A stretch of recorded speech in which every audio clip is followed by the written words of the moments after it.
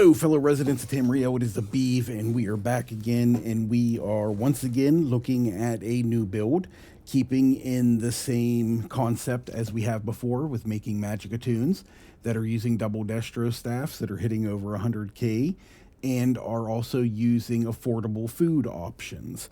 And what we've came up with here today is a Magicka Templar, and it's a pretty fun build to play. It's got a lot of good damage to it. It's got an immense amount of healing to it, which we'll go over as well. And yeah, let's kind of just get into it here. So we are using all 64 points in Magicka. We are using Witch Mother's Potent Brew, which gives us our Magicka Recovery, Max Magicka, and Health. And we are using the Thief Mundus Stone. Let's go ahead and buff ourselves up here.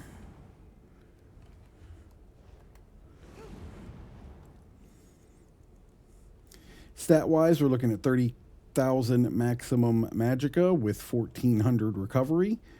Maximum health is 22,000. Maximum stamina is 14,000. Spell damage is 4,300. Weapon critical is 58.6. Physical and spell penetration sit at 1,600. And with the rune that we have right there, this ability here, no, not that one, this one. It didn't register me hitting it because I moved it so quick. There it is. Our spell and physical resistances sit at 21,000 and 20,000. So nice resistances there for us. Plus we do get a lot of healing from a lot of the stuff that we have as well. We'll get into that here in a second. Our inventory, just as you've seen in the past, we are using a Reliquin's Perfected Lightning Staff with a Flame Damage enchantment on it and a Precise trait. And we follow that with the jewelry of the Perfected Reliquins as well. Or all of them in Bloodthirsty, and all of them with the Weapon and Spell Damage enchantment on them as well. The Reliquins is a medium armor set that is found in the Cloud Rush trial. The perfected version is not a necessity. The perfected version only gives you an extra 1,096 maximum stamina. We are on a Magicka based tune right now, so the amount of stamina that we use and are pulling from is not going to be immense by any means, so you should not see hardly any, if any, difference in parse numbers when it comes to perfected or non-perfected. On our back bar, we are using our Maelstrom's Perfected Inferno staff. We have this with a weapon and spell damage enchantment on it, and we have it infused. The staff can be found in the Maelstrom Arena. You get perfected version for completing it on vet, and the non-perfected for completing it on normal. Perfected version, once again with this set, is not a necessity either. It only adds an extra 1,190 offensive penetration, and you're not really going to see any difference at all between the normal and perfected versions for two reasons. One, on the Trial Atronach, where you're going to be parsing, you're already at penetration cap to begin with, so you're not going to see a difference there. And even in content, for the longer you're on this back bar, just reapplying dots, that extra 1,190 offensive penetration is not going to give you much or any, if any, difference in the amount of numbers you'll see in just content either. Our monster helm, we are using Zon. This is a monster helm that can be acquired from completing Veteran Scale Collar Peak. We have the shoulder pieces for it as well. This is found from the Undaunted Enclave. You talk to the orc lady that gives away the DLC Undaunted quest. She'll have coffers that you can spend your keys on that you can use to find this shoulder piece. We are using a heavy helm, and we are using a light shoulder. We've opted for 5 medium, 1 light, and 1 heavy, mainly because with the Adric Spear passive in the Templar class line, we get an extra 10% critical strike damage done while we have a Adric Spear ability slotted, which we have on our front bar, and actually we have it on both bars to be honest with you, but we're getting that extra 10% critical strike damage, which means that we are getting to that 125% cap without the use of 6 pieces of medium. So I personally would like to get the extra benefit from the Undaunted passive that gives us just a little bit more max magicka, stamina, and health from wearing all 3 different weights.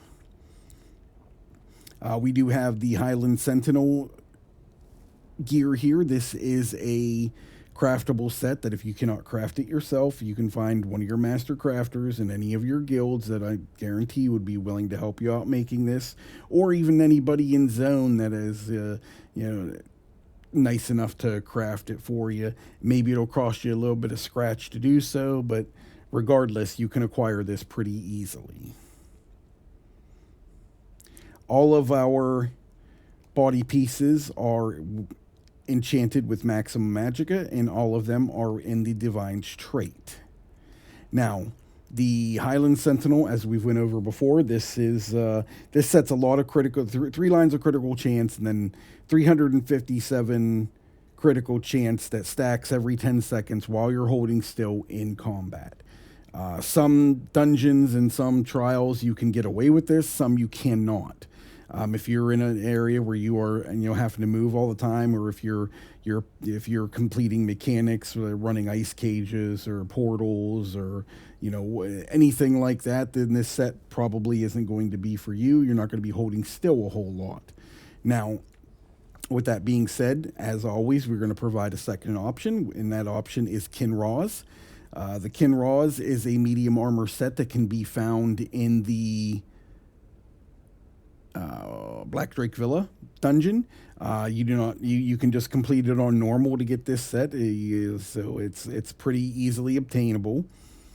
This provides 2 lines of weapon and spell damage, a line of critical chance, and anytime you light attack, you gain a stack of Burning Heart for 5 seconds, and when you get 5 stacks of it, you get this big AoE around you, and while that's active, you gain Major Berserk, and anyone inside of any group members inside of it with you also gain Minor Berserk. So anybody that's standing in this that isn't getting Minor Berserk in another way, shape, or form, you will be providing that for them. So this is a really nice backup set for that situation. If you need to be going all over the place, moving around a lot, getting out of mechanics, getting out of AoEs and whatnot, here's your answer to that. So if you can't use the Highland Sentinel, both of them are very similar in damage output. You'll see that at the end of this video.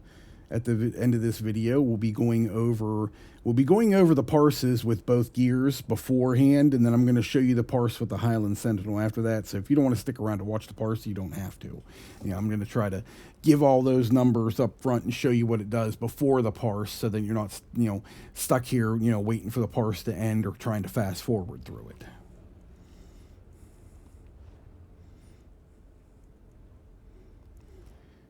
Champion tree, do whatever you like in the green tree. Red tree, I would suggest at least Boundless Vitality slotted, and make sure you have your Hero's Vigor. Both of those just for your maximum amount of health possible. I like having my Fortified here for a little extra spell and physical resistance. Rejuvenation, I could probably change this out. I don't have a magicka or I don't have a sustain issue with this build the way I have it set up. So I could probably ditch this for something completely different, but just for the sake of parsing and making this video, it's on rejuvenation. You can choose whatever you like, obviously. Once again, when I make these videos, they are just suggestions. Take from it what you will and make something your own.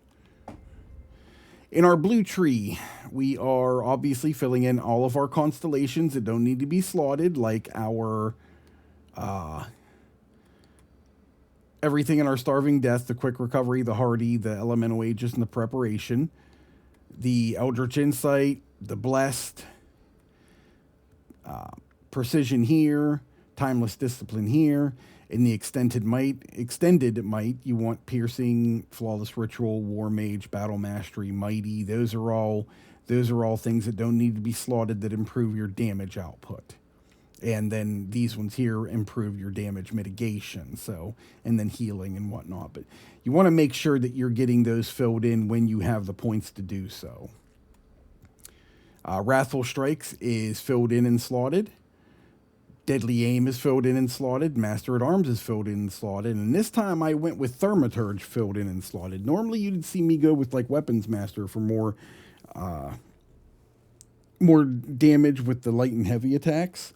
But I went with Thaumaturge this time, basically for execute phase, because we are going to be using the good old Jesus Beam Radiant Depression execute, and it hits hard to begin with, and the Thaumaturge here, it's considered a damage over time, so it buffs it when doing parses both ways between the Thaumaturge and the weapons expert there. The difference in the damage output on average with the radiant oppression, the Jesus beam, so to speak.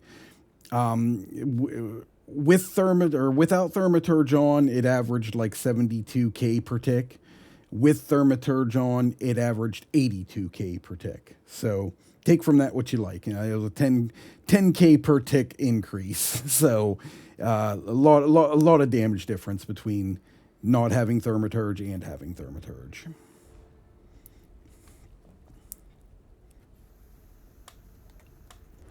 Our skills that we're using on our back bar, we are running Blockade of Fire. Notice this is blockade and not unstable. I want this wall to stay up as long as possible to be in line with some of my other long-lasting damage over time effects. That way I'm getting as much of my spammable in as possible. If I had this on 10 seconds and everything else is sitting at 20 seconds, you would see me having to bar swap mid spam on the Adric Spear and having to recast this just to keep it in line with everything else. So putting this on 15 seconds gives me a nice static rotation. If you wanted to, if you don't mind the whole bar swapping thing, you definitely can do so. Like if you don't mind dynamically rotating and bar swapping and hitting one ability and bar swapping back, like go right ahead. But to keep things as static as possible, like I've been trying to do with everything, we are using the Blockade of Fire, not the Unstable Wall. Ritual of Retribution. This is a really nice 12-meter radius. Anything in this 12-meter radius takes magic damage every 2 seconds. That damage increases by 12% each tick, and gives your allies a Purify synergy to cleanse themselves from any harmful effects and heal them. So it does double duty. It's really nice. Solar Barrage. Solar Barrage is a ability that does damage every 2 seconds as well, lasts for 22 seconds, but it does increase the damage of all of your class abilities by 5%. That's a big thing right there. 5% may not seem like a lot, but when you add it all together with all the class damage that we're doing, it's huge.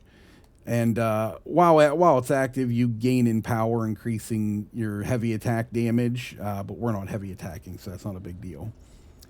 We have Radiant Aura on here. This is having this slotted gives us 15% more health, magicka, and stamina recovery. And if you're in content and you want to help out your fellow teammates and whatnot, you can always cast this and give the same to them.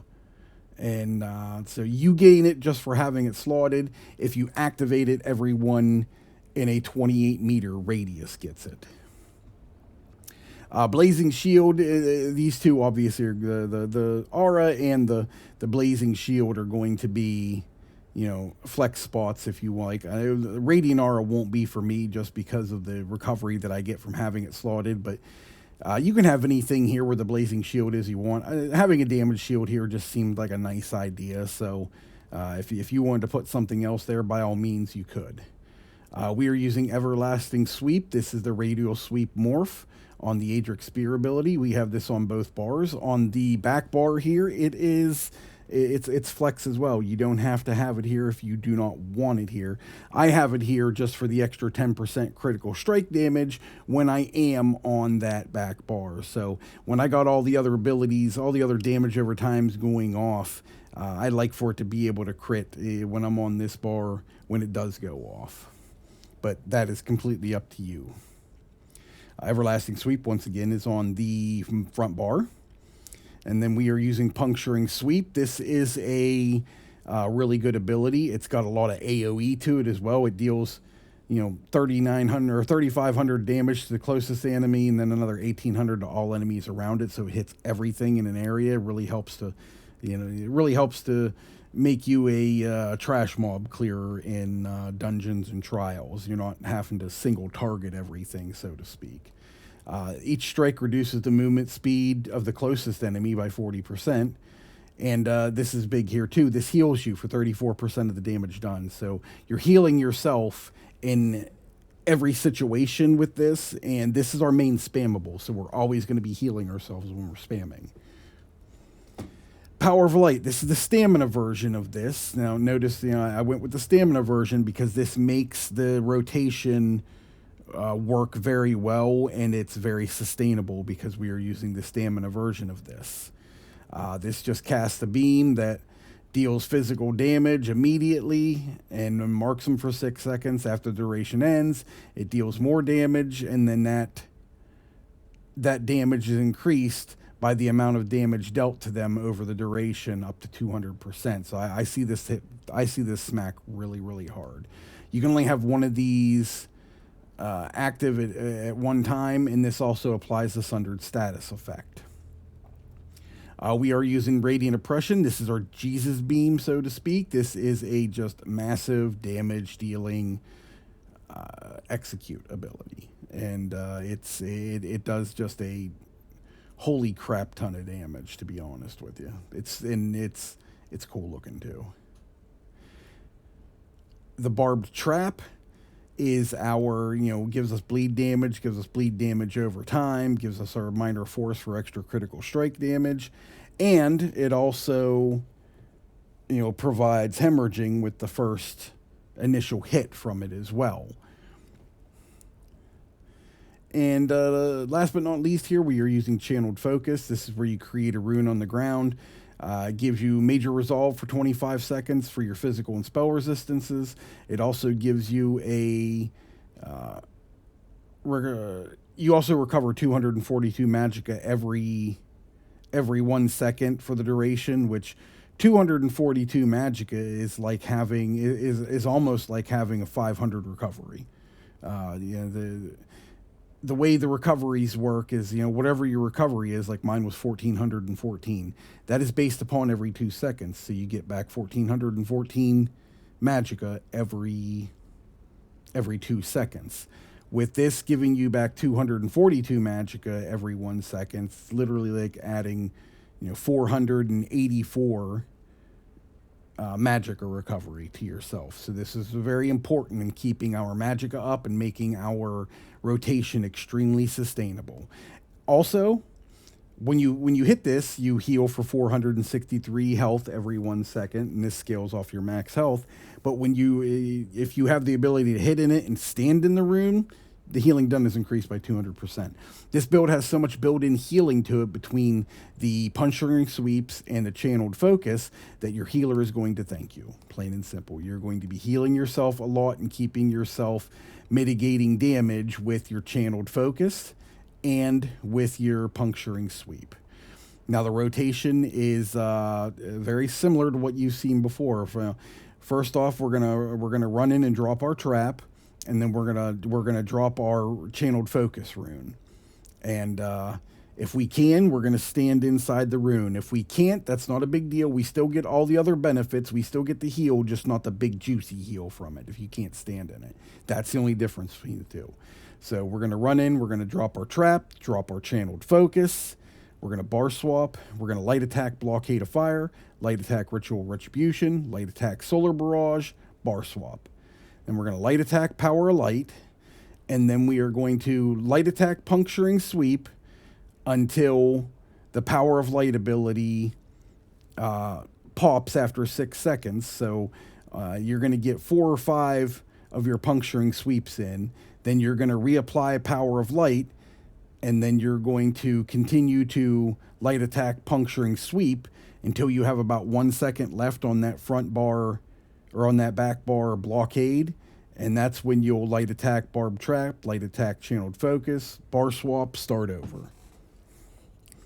So to go over it again, pretty simple. Light attack, barb trap, light attack, channeled focus, or run in, drop, barb trap, drop, channeled focus, bar swap. Blockade of fire, light attack, ritual retribution, light attack, solar barrage, bar swap.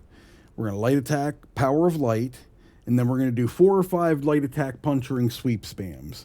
Then we're going to light attack, power of light again, and then you're going to get 2 or 3, maybe 4 more light attack, puncturing sweep spams as well. Then you're going to light attack, barb trap, light attack, channeled focus, bar swap, start over. Just that's how it's all going to go right there. It's a very spam heavy rotation with your Adric Spear, and it's really nice to see this build be able to use the Adric Spear. Now you still could go with something like the Sigic Line Elemental Weapon, but the Adric Spear does outperform it, and I think a lot of it has to do with the Solar Barrage buffing that as well. So the way we have this build set up, it's very easy to sustain. It's very easy to manage. It's very easy to navigate the rotation itself, and it does pretty good damage. You're going to see the parse here coming up in a second. I'm going to attach at the end of this video, but oh hey, my food wore off.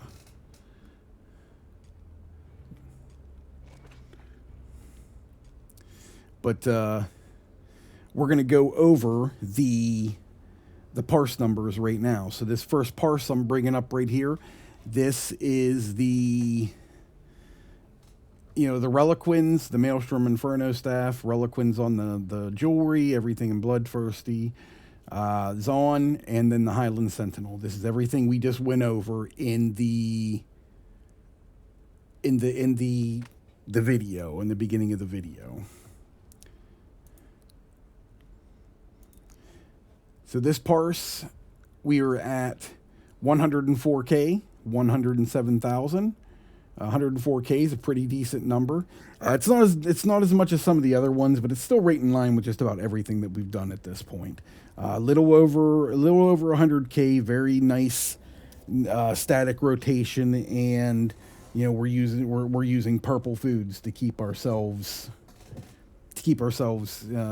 in check with extra health, extra recovery, and being able to do so just with the cheaper purple food.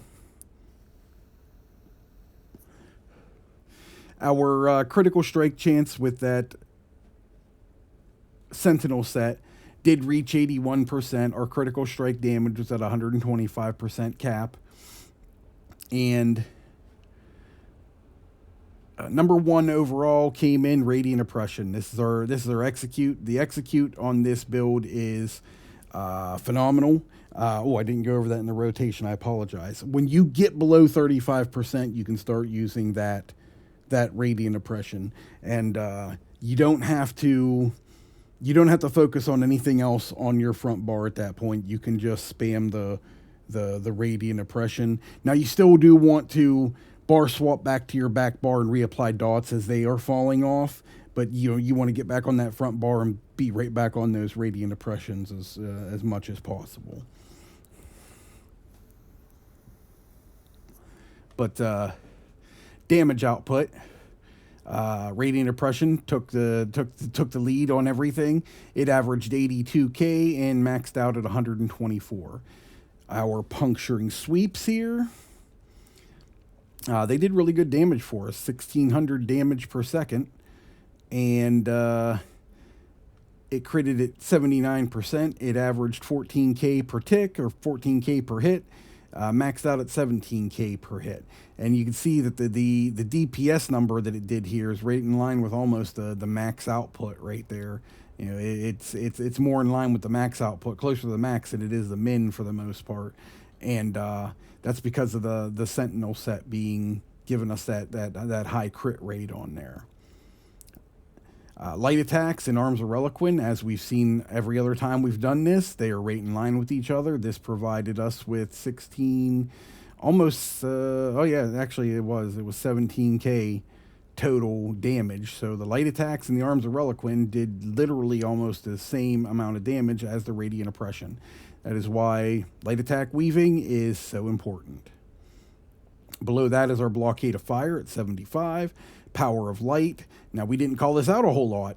We only did this, we only got 20 ticks out of this. Now, when you cast this, remember, too, you get the first damage that comes from it and then the big explosion that comes from it. The first one that comes from it's not a big number. The second one that comes from it is a very big number. And even though only one of those ticks is really big, it still did almost 5,500 damage per second for us. It was averaging, 5,400 a tick, or 5,400 in explosion, maxed out at 7,400 in explosion. That's good numbers. Our Burning Light passive did 5,100 damage for us. That's just from, that Burning Light is the, the what is it? In the Adric Spear? I can't remember, but every time you do, I think every time you do 4 damage attacks, this Power of Light fires off on its own. And it averaged, 14K, maxed out around 17K. It did really good damage for us. Ritual of Retribution. This is always a nice damage dealer for us. It did 4,900 damage per second. Our Everlasting Sweep this is our ultimate. It did 4,200 damage per second. And there is another one down here that's this is the initial hit, and these ones right here are the ticks that come off it after the initial hit. So 1728 on the initial hit, and then 4,200. You're looking at 6K almost in damage just from the Everlasting Sweep. Burning and Zawn, just like in all the other builds we put in here, right next to each other once again. There is 7K damage just from wearing the Zawn and proccing the Burning status effect. Solar Barrage comes in at 3,300. That's not a huge number by any means, but everything it's providing damage for us, and it's providing 5% more damage on all of our class abilities as well. So this ability is huge for us. And then we got Barb Trap, light attacks with the Inferno Staff, the Sundered status effect that we apply from the Power of Light did 2K for us. The Fiery Weapon enchantment fired off and did 1,800. The other Power of Light, this is the oh, okay, cool. All right. I didn't realize it split those into 2 different categories until now. Okay, so the big tick on the Power of Light did, averaged 5,400, and then the initial tick from the Power of Light averaged 1,800. So 1,853, and yeah, so that's 7K from the, oh no, wait. Yeah, I mean, it's going to be 7K from the Power of Light ability, not to mention the Sundered that it provides as well. So really nice ability for us. There's Barb Trap again. There's Hemorrhaging again. We did a little bit of overcharge damage, but that is what the build did there with the Highland Sentinel on it. And just for the sake of just going over something real quick, one of the things that this combat matrix is able to show me is that the amount of time that we are on one bar to the other. So our back bar, which is our Maelstrom bar here, we're only on it 17.4% of the time. That's one of the reasons why I say that extra penetration that you get from the Maelstrom staff, and even in regular content, isn't going to make that huge of a difference, because you're on this main bar 82% of the time. And this is really cool here too. And it gives you your average weave time. Like, I don't know exactly how to read these. Average time wasted between two skill casts, 0.072 seconds. That seems pretty good. Total time wasted between skill casts. Total time wasted between. So I wasted 12 seconds, apparently, 12 and a half seconds between all the different attacks and skills that I did. I guess that means I could improve. I don't know how to take it, to be honest with you. But it will. The number of times the skill activated wasn't followed by a weapon attack or vice versa. During my puncturing sweeps, I missed 3 puncturing sweep light attacks. That's cool to know. It lets you know like where you need to let you know where you need to improve on your on your rotation and whatnot. From what I see here, I think mine. I think I do pretty good. I'm not like the best at this, but I think I'm doing pretty good with only having missed three light attacks on this bar and nothing on this bar here. So I think I'm doing pretty good. 12 seconds doesn't seem like a whole lot of time wasted, but I could be wrong. But I don't know. Sorry, I'm getting too technical here. But now. When we go back one, this build, this one right here, we're gonna go over now. This is one where we wore the Kinraws, then the Reliquins, the Zon, the Maelstrom Perfected Inferno stuff. This is everything the same except we put the Kinraws on because we can't hold still. Okay, so on this particular setup, we hit 101k. Our spell criticals, maxed out at 58k or 58k, 58%, 58.7%. Critical strike damage at 125. Our damage dealers, our radiant oppression, our puncturing sweeps were our big damage dealers like they were previously. The Arms of Reliquin came in 3rd. Light attacks came in 4th. Blockade of Fire. So I mean, as you can see when you go down through these, they're pretty much right in line with the other ones, honestly. And we're still doing pretty good damage. It's a little bit less with the Kinraws than with the Highland Sentinel, but it does give us the freedom of mobility as long as we're still just hitting light attacks. That with a lightning staff equipped is very easy to do because you got the ability to even lock on with a heavy attack just to make sure that if you're moving a lot in content, you're at least still keeping up your stacks of burning heat and you're keeping up your stacks of Reliquin. And you can do it at range and keep yourself out of harm's way while keeping stacks of everything up. Even if you're not able to throw in attacks, you can at least keep up your stacks so that when you can become stationary again and really start rotating, none of that stuff ever dropped off. I know that's not always a possibility in every situation, but it can be a possibility in a lot of situations. But same damage numbers. Less spell critical, but for the most part, everything's still very in line with itself. Not a whole lot has changed, and you have the Highland Sentinel set if you are able to stay stationary, or you have a Kinraw set if you need the freedom of mobility. So those are your 2 options right there. They both are very good options. The rotations are static. They're fairly simple once you rotate with them and get to know them and whatnot. The gear sets, the Reliquin can be a little bit of a pain in the butt if you can't find a group to go into Cloud Rest and get. But your Highland Sentinel is craftable. Your Kinraws can be got from, a lot of people could run a lot of those dungeons alone or just with one other person and still get drops from the normal and complete it that way. I mean, there's a lot of different ways that you can acquire the set. So the Reliquins might be the most difficult for most people, mainly just because of finding a group to get together to do it. I think that is all I really got for you guys. Thank you very much for tuning in. I appreciate it greatly. Once again, you can find me if I start getting some people interested in doing like some live feedback and live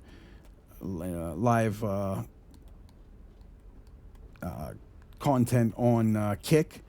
I am over there at the Beav. It's THE_BEAV01, and I'd like to really be able to get some people in there and try some things out for people who don't have the ability to do it themselves, like I've explained before. So that's something that you've interested in, then message me on here. Give me a follow over there, message me there, whatever, however you want to do it. If you like the video, please like and subscribe. That would be super awesome, and I would appreciate it greatly. But thank you guys for tuning in. Anyone that's made it this far, I appreciate it greatly, and happy adventuring.